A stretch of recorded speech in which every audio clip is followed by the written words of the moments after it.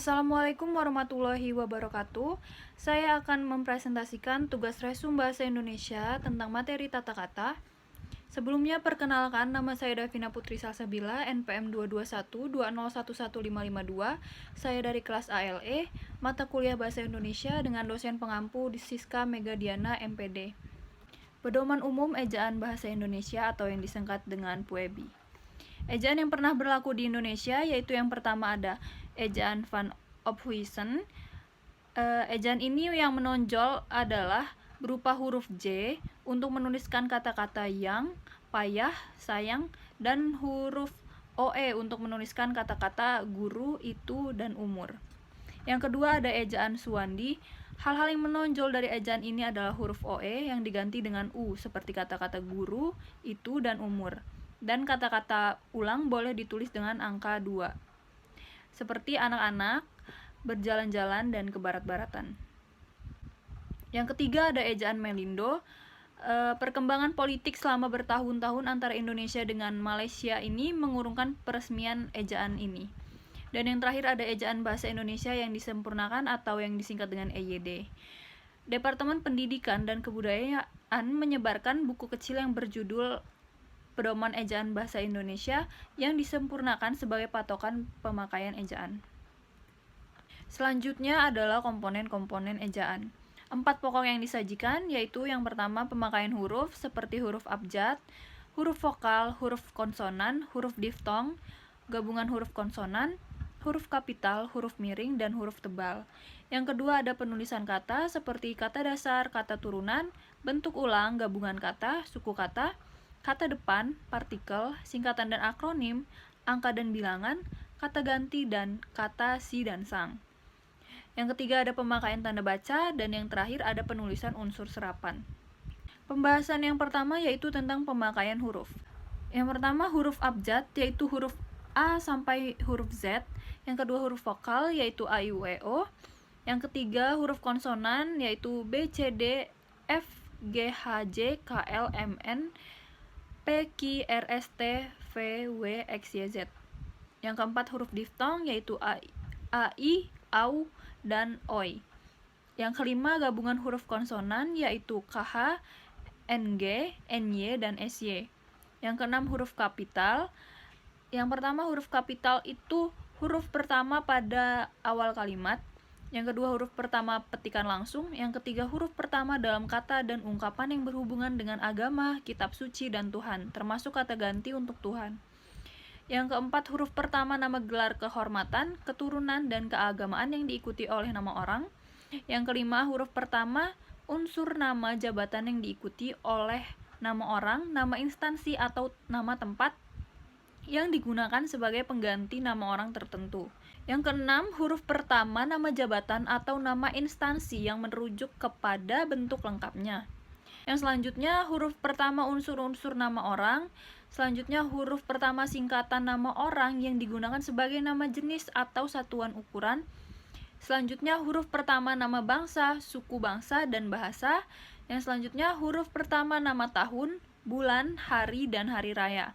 Selanjutnya, huruf pertama unsur-unsur nama peristiwa sejarah. Huruf pertama unsur-unsur nama diri geografi. Huruf pertama unsur-unsur nama geografi yang diikuti nama diri geografi.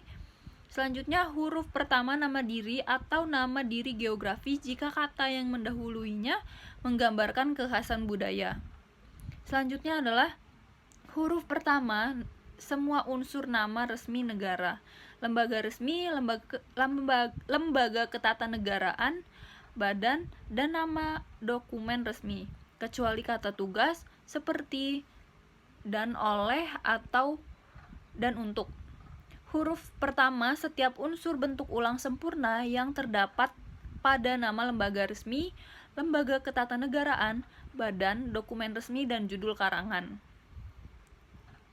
Yang selanjutnya ada huruf pertama semua kata termasuk semua unsur kata ulang sempurna di dalam judul buku, makalah, surat kabar, majalah, dan kecuali kata tugas seperti di, ke, dari, dan, yang, dan untuk yang tidak terletak pada posisi awal. Selanjutnya huruf pertama unsur singkatan nama gelar, pangkat, dan sapaan yang digunakan dengan nama diri. Selanjutnya, huruf pertama kata penunjuk hubungan kekerabatan seperti bapak, ibu, saudara, kakak, adik, dan paman yang diikuti dalam penyapaan atau pengacuan. Yang selanjutnya adalah huruf pertama kata Anda yang digunakan dalam penyapaan. Selanjutnya, huruf pertama pada kata seperti keterangan, catatan, dan misalnya yang didahului oleh pernyataan lengkap dan diikuti oleh paparan yang berkaitan dengan pernyataan lengkap itu. Yang ketujuh itu huruf miring. Yang pertama, huruf miring itu ditulis untuk menuliskan nama buku, majalah, dan surat kabar yang dikutip dalam tulisan. Yang kedua, untuk menegaskan atau mengkhususkan huruf, bagian kata, atau kelompok kata. Selanjutnya, untuk menuliskan kata atau ungkapan yang bukan bahasa Indonesia. Selanjutnya, untuk ungkapan asing yang telah diserap ke dalam bahasa Indonesia, penulisannya diperlakukan sebagai kata Indonesia. Yang kedelapan ada huruf tebal. Huruf tebal untuk menuliskan judul buku, bab, bagian bab, daftar isi, daftar tabel, daftar lambang, daftar pustaka, indeks, dan lampiran. Yang kedua, untuk menuliskan lemma atau lemma dan sublemma, serta untuk menuliskan lambang bilangan yang menyatakan polisemi. Materi yang selanjutnya adalah penulisan kata. Yang pertama, kata dasar ditulis sebagai satu kesatuan. Yang kedua, kata turunan, yaitu imbuhan, awalan, sisipan, akhiran, ditulis serangkai dengan bentuk dasarnya. Yang kedua, jika bentuk dasarnya berupa gabungan kata, awalan atau akhiran, ditulis serangkai dengan kata yang langsung mengikuti atau mendahuluinya. Selanjutnya, jika bentuk dasar yang berupa gabungan kata mendapat awalan dan akhiran sekaligus, unsur gabungan kata itu ditulis serangkai. Selanjutnya, jika salah satu unsur gabungan kata hanya dipakai dalam kombinasi, gabungan kata itu ditulis serangkai. Yang ketiga, bentuk ulang. Bentuk ulang ditulis dengan menggunakan tanda hubung di antara unsur-unsurnya.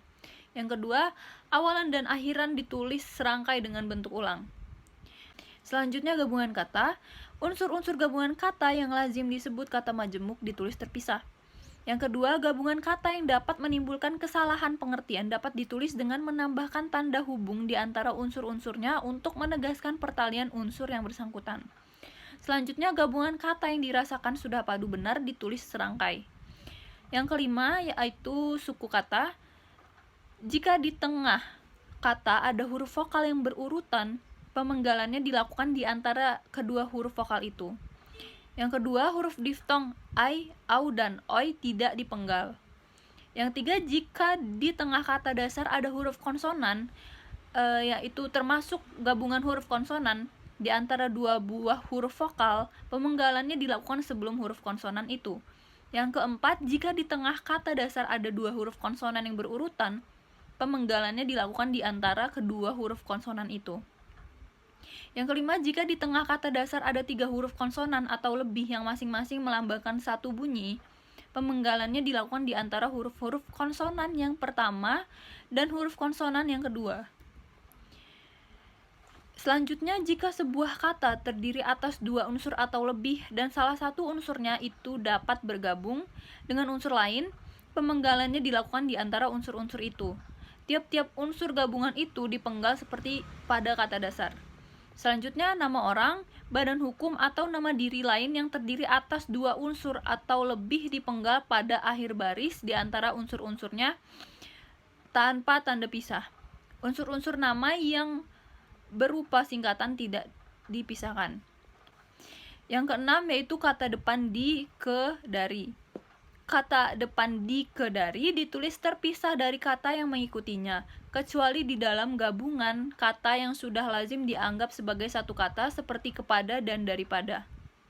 Yang ketujuh itu ada partikel. Yang pertama, partikel lah, kan, dan tah ditulis serangkai dengan kata yang mendahuluinya. Yang kedua, partikel pun ditulis terpisah dari kata yang mendahuluinya. Partikel per yang berarti demi, tiap, atau mulai ditulis terpisah dari kata yang mengikutinya. 8, yaitu singkatan dan akronim. Yang pertama, singkatan nama orang, nama gelar, sapaan, jabatan, atau pangkat diikuti dengan tanda titik di belakang tiap singkatan-singkatan itu. Yang kedua, singkatan nama resmi lembaga pemerintahan dan ketatanegaraan, badan atau organisasi, serta nama dokumen resmi yang terdiri atas gabungan huruf awal kata ditulis dengan huruf kapital dan tidak diikuti dengan tanda titik. Yang ketiga, singkatan kata yang berupa gabungan huruf diikuti dengan tanda titik. Yang selanjutnya, singkatan gabungan kata yang terdiri atas 3 huruf diakhiri dengan tanda titik. Yang kelima, singkatan gabungan kata yang terdiri atas 2 huruf lazim digunakan dalam surat menyurat, masing-masing diikuti oleh tanda titik. Selanjutnya, lambang kimia, singkatan satuan ukuran, takaran, timbangan, dan mata uang tidak diikuti dengan tanda titik. Selanjutnya, akronim nama diri yang berupa gabungan huruf awal unsur-unsur nama diri ditulis seluruhnya dengan huruf kapital tanpa tanda titik. Yang selanjutnya, akronim nama diri yang berupa singkatan dari beberapa unsur ditulis dengan huruf. Selanjutnya, akronim bukan nama diri yang berupa singkatan dari 2 kata atau lebih ditulis dengan huruf kecil. Yang ke-9, angka dan bilangan. Yang pertama, bilangan dalam teks yang dapat dinyatakan dengan 1 atau 2 kata ditulis dengan huruf, kecuali jika bilangan itu dipakai secara berurutan seperti dalam perincian atau paparan. Yang kedua, bilangan pada awal kalimat ditulis dengan huruf. Jika lebih dari 2 kata, susunan kalimat diubah agar bilangan yang tidak dapat ditulis dengan huruf itu tidak ada pada awal kalimat. Yang ketiga, angka yang menunjukkan bilangan utuh besar dapat dieja sebagian supaya lebih mudah dibaca.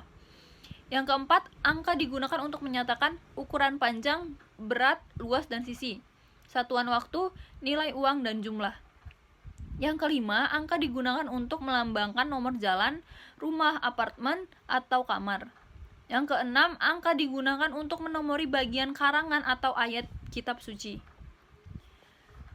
Yang ke-10, yaitu kata ganti ku, kau, ku, mu, dan nya. Yang pertama, ditulis serangkai dengan kata yang mengikutinya. Kata ku, mu, dan nya ditulis serangkai dengan kata yang mendahuluinya. Yang kedua, dirangkaikan dengan tanda hubung apabila digabung dengan bentuk yang berupa singkatan atau kata yang diawali dengan huruf kapital. Yang terakhir yaitu kata si dan sang. Kata si dan sang ditulis terpisah dari kata yang mengikutinya. Sekian presentasi tentang resum materi tata kata. Saya akhiri. Wassalamualaikum warahmatullahi wabarakatuh.